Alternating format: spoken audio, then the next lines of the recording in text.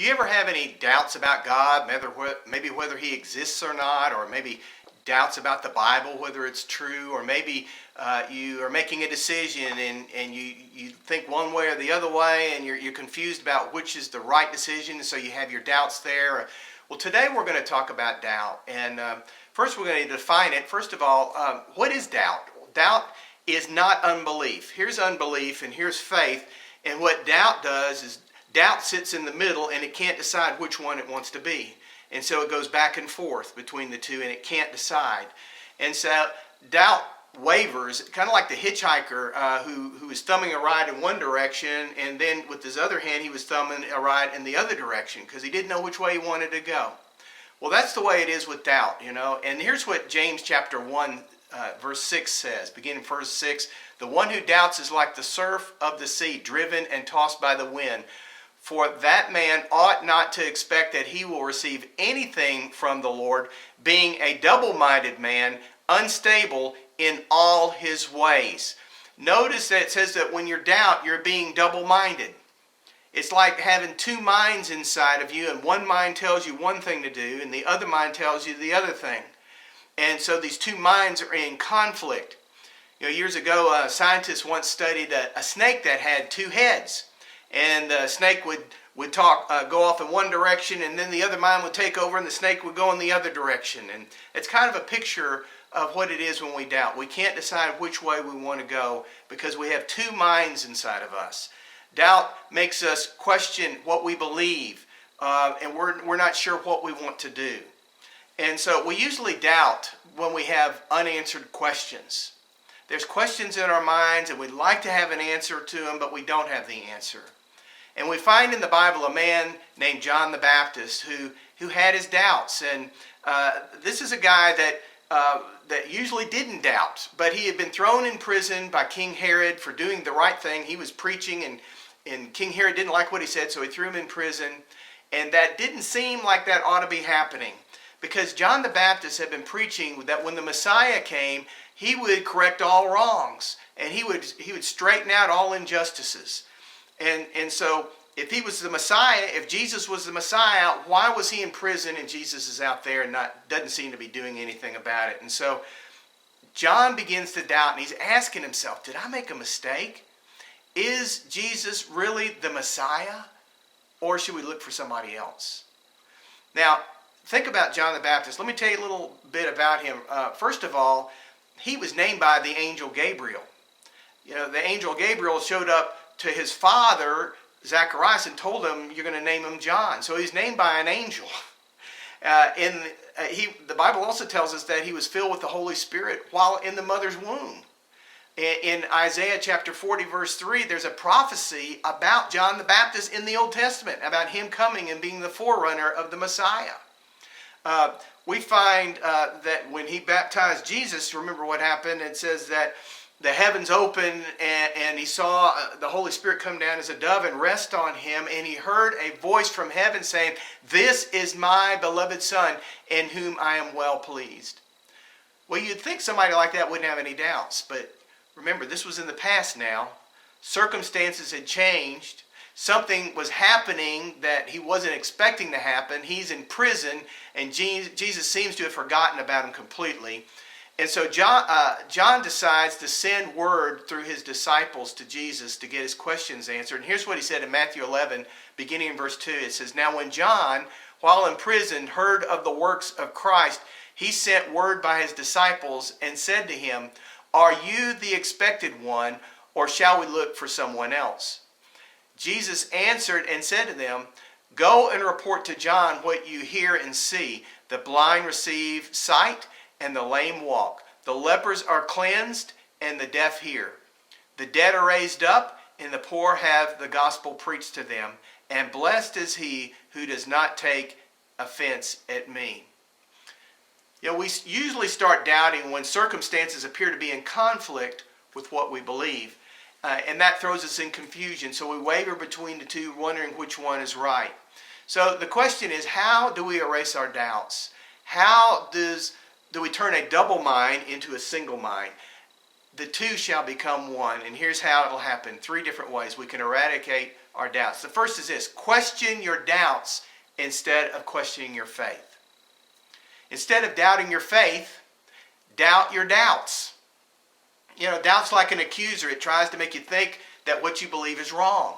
And so just turn it around and question your doubts, what your doubts are telling you, rather than what your faith is telling you. And that's what John the Baptist did. He had these doubts, and he decided to contact Jesus to see if he could answer the questions that he had. And so the answer that Jesus sent back revealed that John the Baptist was believing something incorrectly, and he needed to adjust his faith of what he believed a little bit. You see, in the book of Isaiah, Isaiah had prophesied about the Messiah coming, and some of the prophecies about the Messiah dealt with his first coming to earth, and some of the prophecies dealt with his second coming to earth. And so John was confused because he was preaching some verses about Jesus concerning the second coming of the Messiah. And the second coming specifically said that he would bring justice and correct all wrongs. So when Jesus sent word back to John, he quoted the verses from Isaiah about what the Messiah would do at his first coming. And basically it said that the Messiah would do these incredible miracles, and that, but it doesn't say anything about him correcting all injustices at that time. He will do that at the second coming, but not at the first coming. So John was right about the person of Jesus, who he was. He was the Messiah. He had pointed out the right person, but he had made a mistake on the timing of when Jesus would correct all injustices. And even today, many of us think, God's supposed to be correcting all justices now, and that's not going to happen. A lot of injustice will go on this earth until Jesus returns, and then everything will be straightened out. But John didn't understand that there were 2 comings of the Messiah. He only thought there was one coming. And he didn't understand that evil will be judged at the second coming of Christ. So many times we doubt because there's a piece of the puzzle missing. And once we see what it is, then everything seems to fall into place. But here's the deal. God isn't always going to reveal what that piece of the puzzle is to us. Many times he's not going to answer the questions that we have. And so we just have to continue to trust him when he doesn't answer the questions that we have. We have to trust his heart that he wants the best for us. So the second thing to eradicate doubt is concentrate on what you do know, not on what you don't know. We're always going to have questions that are not going to be answered. But if you dwell on the unanswered question, what happens is it's going to grow. The doubt will grow, and it will actually become a giant that's bigger than the facts that you know to be true. And so we have to concentrate on what we do know to be true, not on what we don't know and don't have the questions that we have that aren't answered. So Jesus sent word back to John, and basically here's what he said. He says, John, I have opened blind eyes.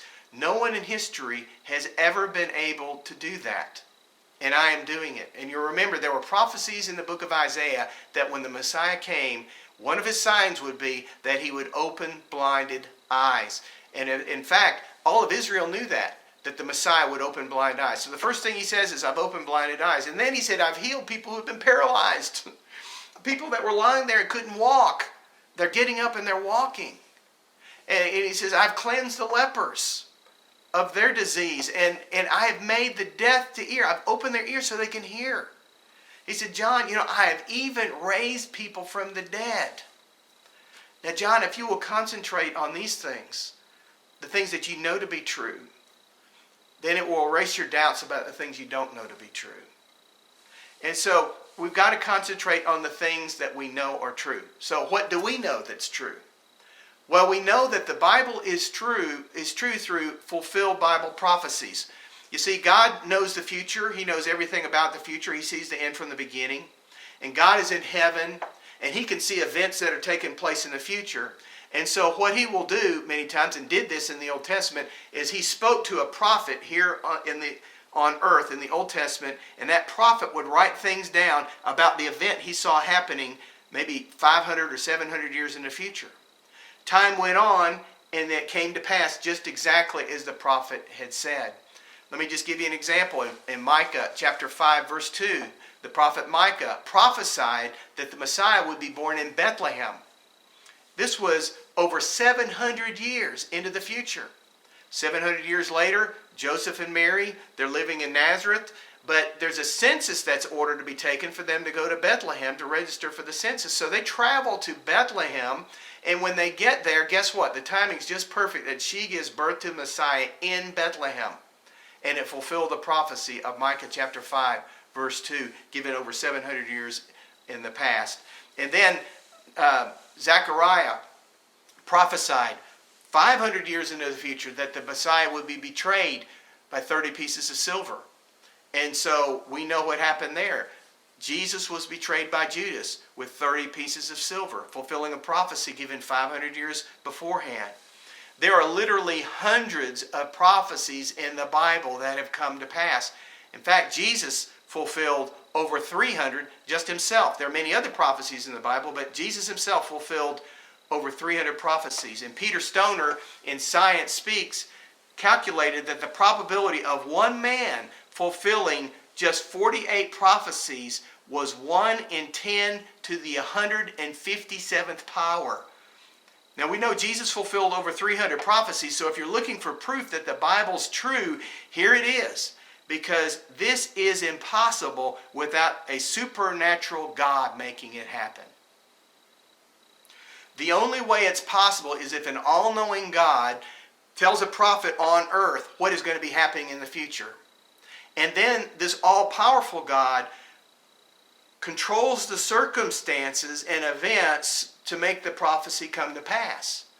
So you have to have knowledge, and you also have to have power. And this shows that God is in control. He's in control of the world. And that the Bible is inspired by God, and it can be trusted. You know, on several occasions, Jesus would prophesy things about the future and tell his disciples about it. And he even prophesied on several occasions his own crucifixion and his own resurrection.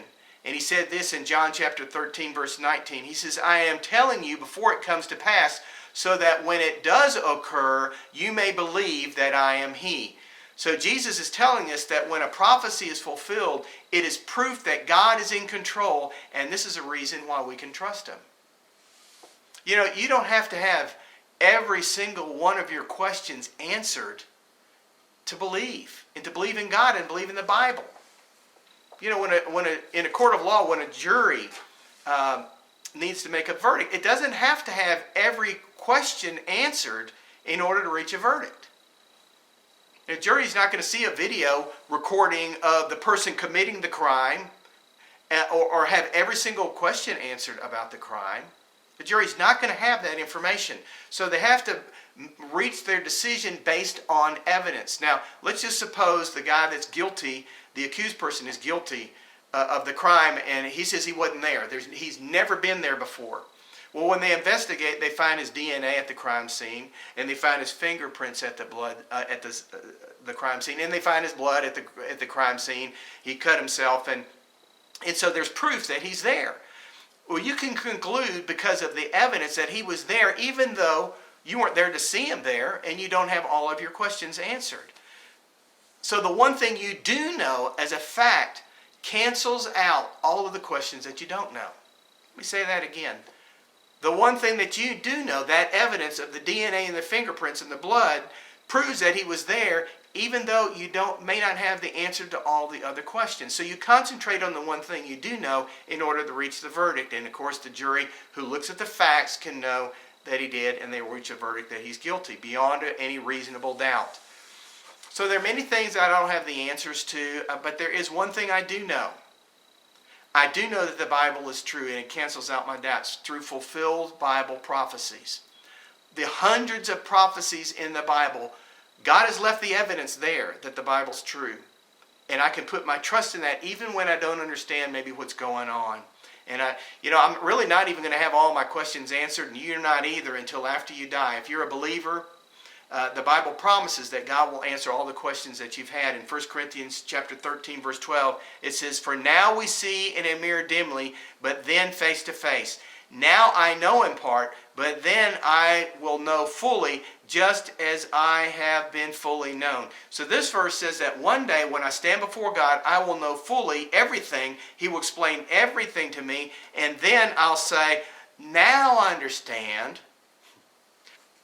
Have you ever watched a magician do an amazing trick and you think, that's impossible? How could he do that? How is that even possible? And of course, he has a secret, and he's not letting you in on it. But if he were to reveal that secret to you about how he did that trick, and when he explains everything to you, you go, oh, I understand now. It wasn't what I thought. Well, when we stand before God one day, he's going to explain all the things that we never understood. As a matter of fact, Deuteronomy chapter 29, verse 29 says the secret things belong to the Lord. The things that he has revealed belong to us. So there are some secret things that we're never going to know until we stand before God. But one day the secrets will be revealed. God will explain everything that happens here on earth and has happened. And that's why we walk by faith and not by sight. Now, let me give you the third thing. Trust in the Lord with your heart and not your head. Trust in the Lord with your heart and don't lean onto your own understanding. You see, God knows all things, and he sees the pieces of the puzzle that we don't see. You know, he knows all things. He's aware of the future. There are factors in the future many times when God's leading us, and we think that this is the way we should go, and God says, no, I want you to go this way because you don't understand some things that I know. So you better take this path. That's why we have to trust the way God is leading us, and many times he leads us through the Holy Spirit in our hearts. Trust in the Lord with all your heart and don't lean to your own understanding. That means don't trust on your logic. Proverbs 3, 5, and 6. Trust in the Lord with all of your heart. Do not lean on your own understanding. In all your ways acknowledge him, and he will make your paths straight. So trust comes by believing that God knows what's best for us, even though we may still have questions, and even though some things just don't make sense to us, we trust the heart of God, knowing that he loves us and he cares about us. And when you place your complete trust in the Lord, and you quit trying to figure everything out, your doubts will disappear. Now, if you're watching on our website, makinglifecount.net, there's a little box on the right side that says discussion. If you click on that box, there's some discussion questions there that you can copy and print for your small group. If you're having a Bible study, that you can explore this further on the subject of doubt. Thanks so much for watching.